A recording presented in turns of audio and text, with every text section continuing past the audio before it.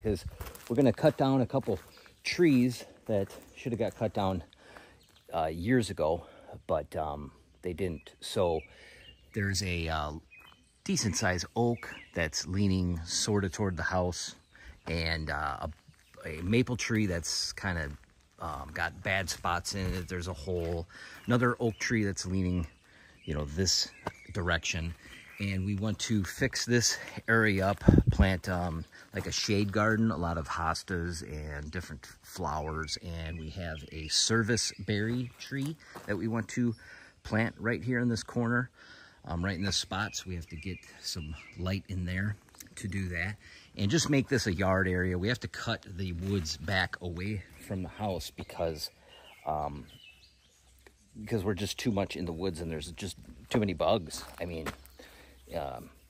mosquitoes are horrible, and this year is really bad in northern Wisconsin. First of all, it rains every day. I think there's been twice where it kind of dried out because there wasn't rain for like 2 or 3 days, but it torrential downpours again last night. We're trying to get our yard established right now also, so kind of doing landscaping stuff, but anyway, it's been hard to do anything because you can't drive equipment anywhere off of a established road, you know, where the gravel is, because you just sink and destroy things and make ruts. So today we were going to finish planting shrubs and stuff and get some rocks out of where my food plots are. After I made my food plots, you pull out a bunch of rocks, and we're using the rocks to edge these areas around the yard, but we can't do that because you can't get equipment in, like I said. So we're going to take care of these trees. Right now I'm setting up to do this tree. Like I said, it's leaning toward the house, so I have like a safety rope, which I've never done before, but I have a rope to keep it from going toward the house. And it's kind of a size where it's going to be hard to get a wedge in there behind the bar of the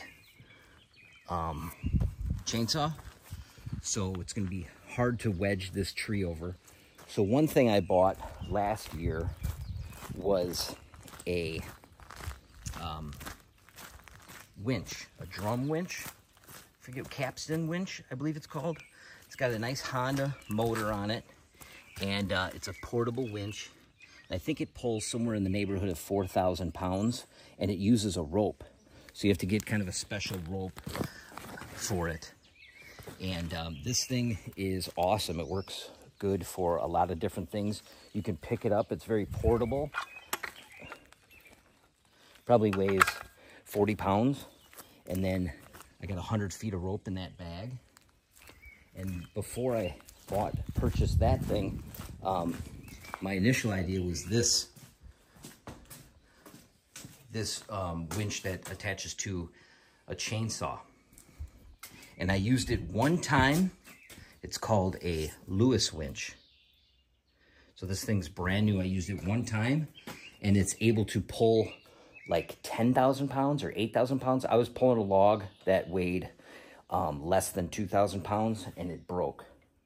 And the chainsaw snapped back, you know, after that break. And you have to be standing by the chainsaw, right, to run it.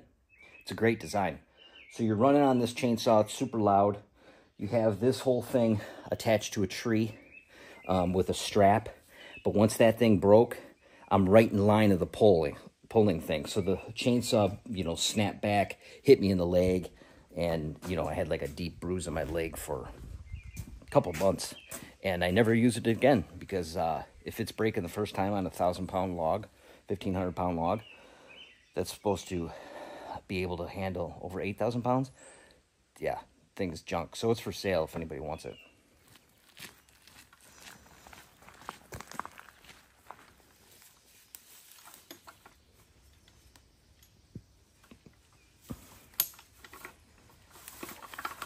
So the good thing about this thing is it's pulling with a rope. So a rope is super easy to manipulate and move. It's light instead of that cable that is on that Lewis winch that kinks and it kinks when it goes on that drum. The drum doesn't wind it evenly on the drum.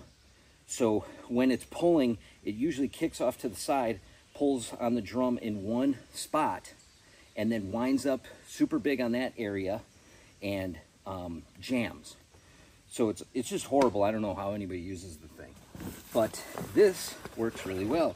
Just grab the rope, pull it out, tie I forget what knot I use, a timber hitch on this tree, and then you wrap it around this drum, which I'll show you in a little bit. You can stand off to the side, so if anything breaks, you're off to the side, not in line with the pole. So that's a safety good thing too.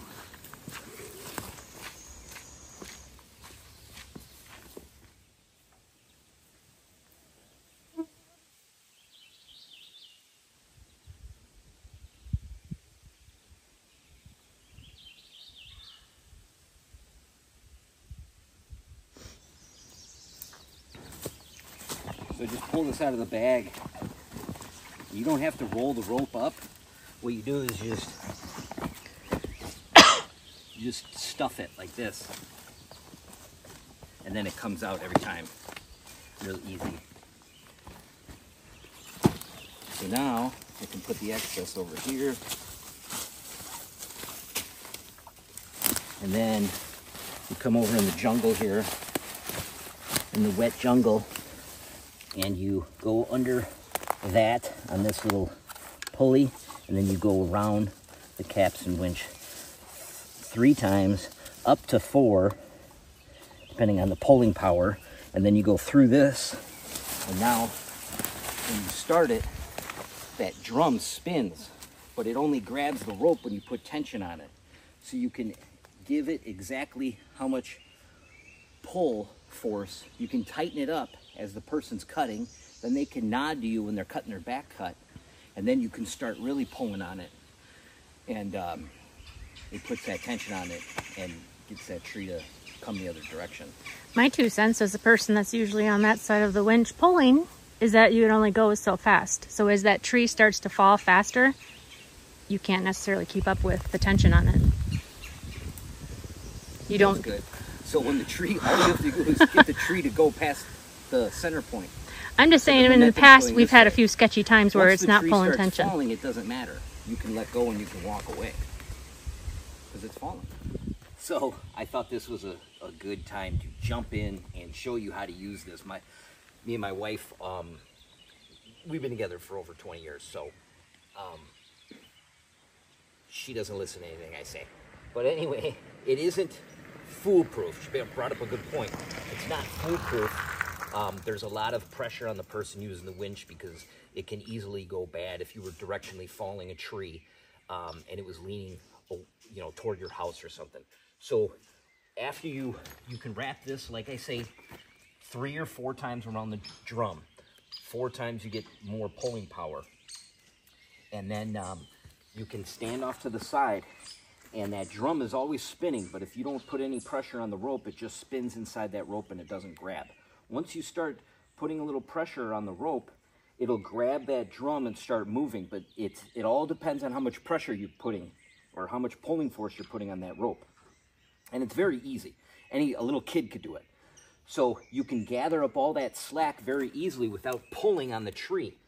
But once you start pulling on the tree, now your attachment point is way up high on the tree to give you that leverage. This whole thing will raise up off the ground. And once it does that, it's very difficult to let off tension without this thing tipping to the side, and then it would kill. So once that person nods, let's say, as they're doing their back cut, now it's a go. You know what I mean? You're putting a lot of pressure, and you keep on pulling until that tree pulls all the way over. Once it tips past that certain point, now you've induced like slack, and of course this thing's going to fall down. It might tip over. It may kill. A lot of times it just settles down because it's kind of a gradual thing. It's not like really fast, right? So it'll just settle down on the ground, and it'll still be running when the engine will still be running when the tree falls. But yeah, you definitely can't screw up.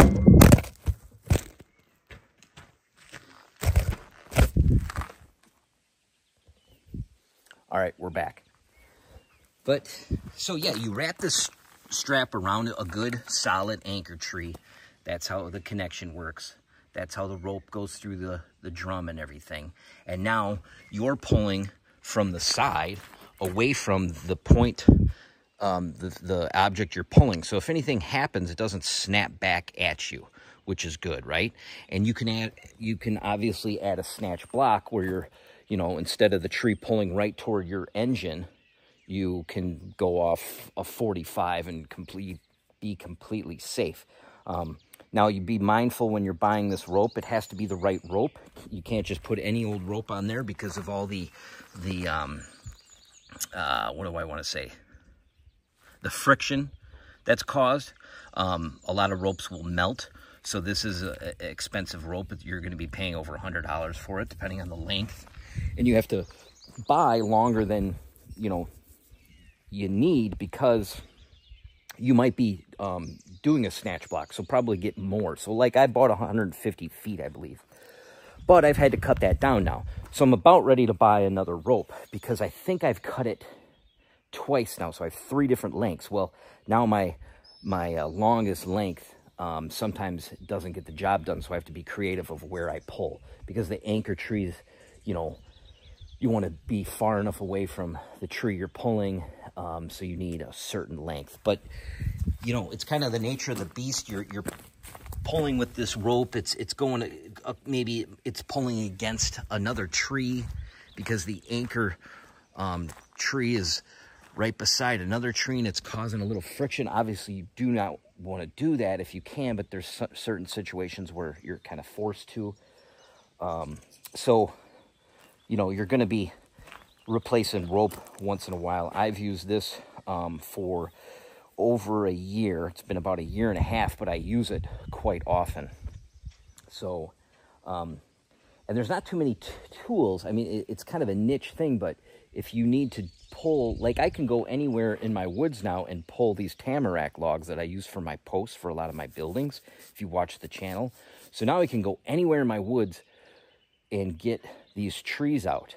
I need to get them to the point where I can grab them with my tractor forestry winch.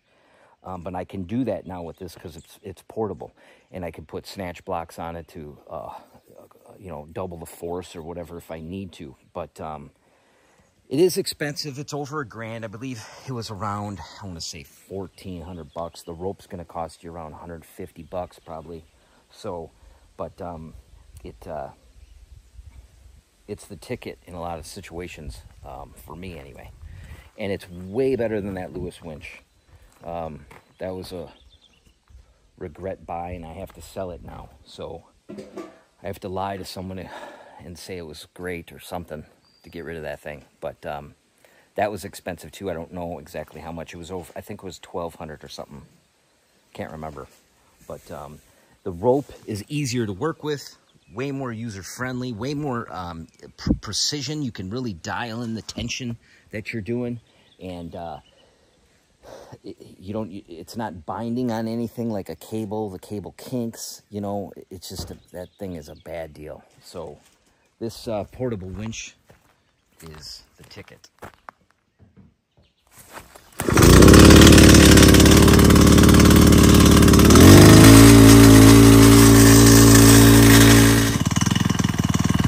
The motor works great, idles way down.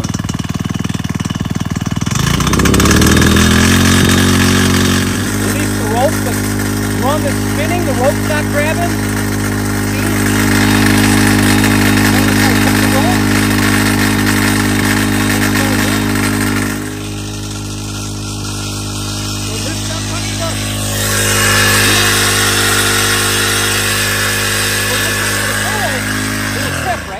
Yeah, it'll kill.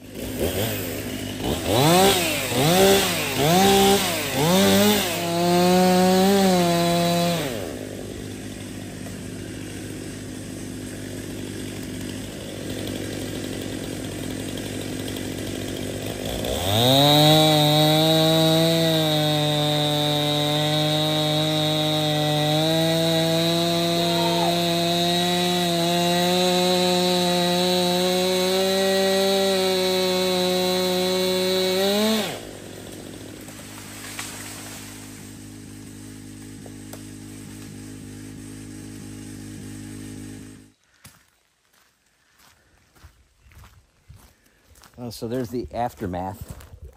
It got hung up in that stupid junky maple tree, which I don't even care. I just wanted the thing to get that way. That's easy. I'll weaken that tree, and then when I drop this maple tree, it'll crash into both of them and break it off. I won't weaken it enough for that tree to fall on me. I'll just like cut it 1/3, like a back cut. Just enough for when this large tree, which has the weight, it'll topple both of those. But it's tricky to run that capstan winch. You have to get a feel for it. All the weight was on this side, and it was leaning that way. So I wasn't too particular on dropping it in the right spot. So we got it hung up. So I'll just back cut this side of the tree toward me a little bit on that tree. Not enough to weaken it where it's going to fall. That tree will fall on me when I cut it. But just enough. And then this one has a lot of the branches and stuff are on this side, and it's actually leaning that way. So I'll easily be able to cut this and drop it on both. I say easily, we'll see.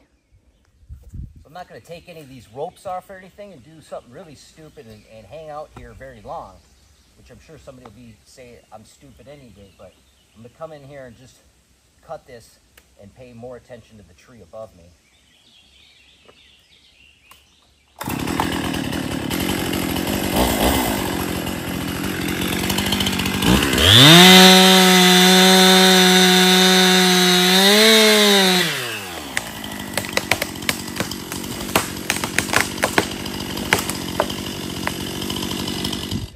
The other thing I had going for me is all the branches and stuff are to the right of that tree. That's why I was on the left of it.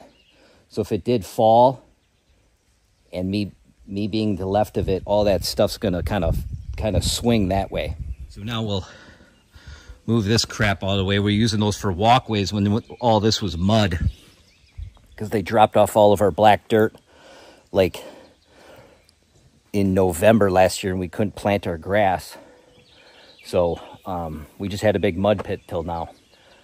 Anyway, move this stuff, drop this tree on both of these, and then create a giant mess that I got to pick through.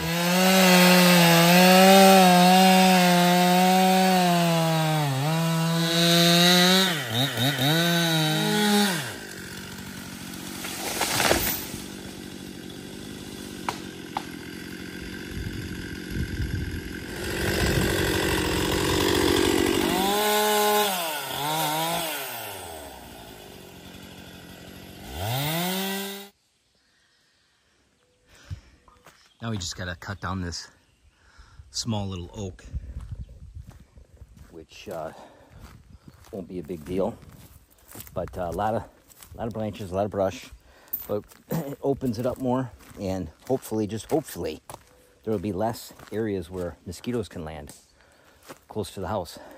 Push them back away from the house a little bit.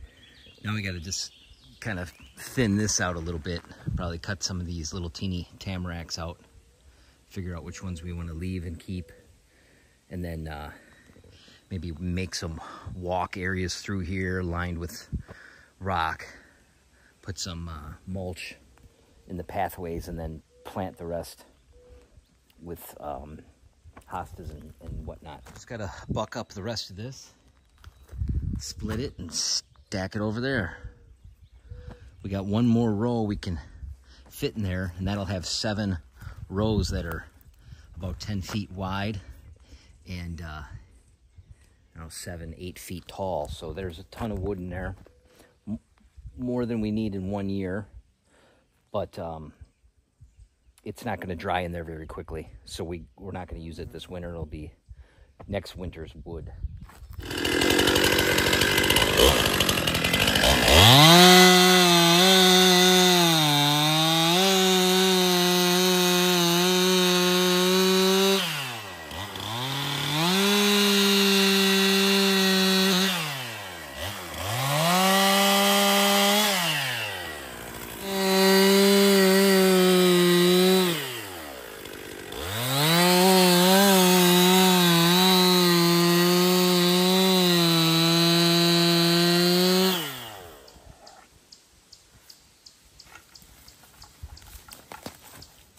So far this thing has worked really well when you're directionally cutting a tree, trying to get it to fall somewhere it doesn't want to go.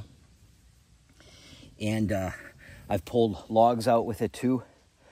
Like I said, I can pull out 4,000 pounds or a little over 4,000 pounds. So I have not pulled out a log that big, but you can pull out massive logs and they don't weigh 4,000 pounds.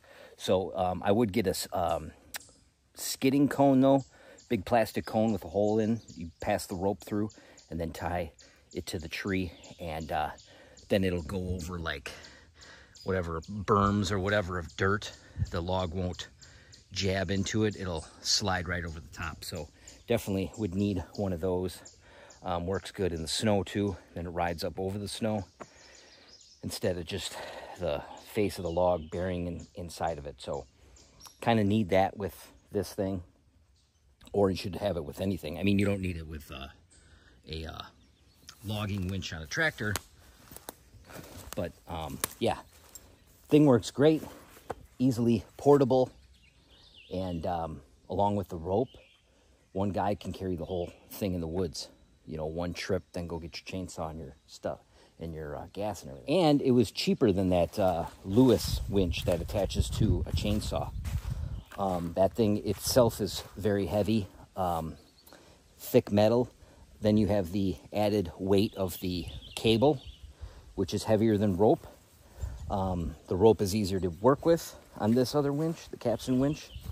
And obviously there's a chainsaw attached to that thing. So that thing weighs, it's like over 50 pounds. I mean, you don't want to walk with it very, very far. Like if you were using it in the wintertime, you'd put it in a sled and sled it to where you want to be. So definitely would recommend that capstan winch over the Lewis winch. So when you're using this thing, you tie the bottom of it, see that black hook? That's what you connect your strap to, which goes around a tree. That's what anchors this part. Then the cable goes around the log. And as you're pulling it, it doesn't wind back and forth, okay? It goes through this thing, and usually it kicks to the side, and it'll just pull right there and then fill this portion up into a massive bundle that's doing what you see here. You see that? It's all wrapped underneath. Now you try pulling that off after you release it, pain in the ass. Also bites in, kinks the cable. I mean, there's nothing I can say good about this thing. So like I say, it's for sale if anybody wants it. Probably not selling it very good though. But anyway, this whole apparatus, I mean, I pick it up. It's a monster. I mean, that's got to weigh 70 pounds. Of course, it's a massive saw I got on it. But you do need a fairly large saw, not a 660. But probably high 300, like a 310 or something like that. So yeah, for directionally falling trees, it works well. I mean, if it's a huge tree or whatever, I mean, use your own discretion. You might have to, I'm no professional, but I've cut down a ton of trees, and I've used this, I don't know how many times now to directionally fall a tree, probably 30 or more. So it's worked well for me, but it, like I say, it's not foolproof. I'm not going to put anybody on that winch to use it, because if it goes bad, if they screw up a little, it's a lot, right? So, but it can pull logs. The thing can pull, you know, it could pull your four-wheeler out, or I'm probably going to use it to pull deer up a hill. We have this one spot where we hunt on this big ravine, and one of us is going to have a heart attack dragging the deer up. So I think I'll run back to the house, grab this thing, and we'll winch a deer up out of that place. So it comes in handy for a lot of different situations.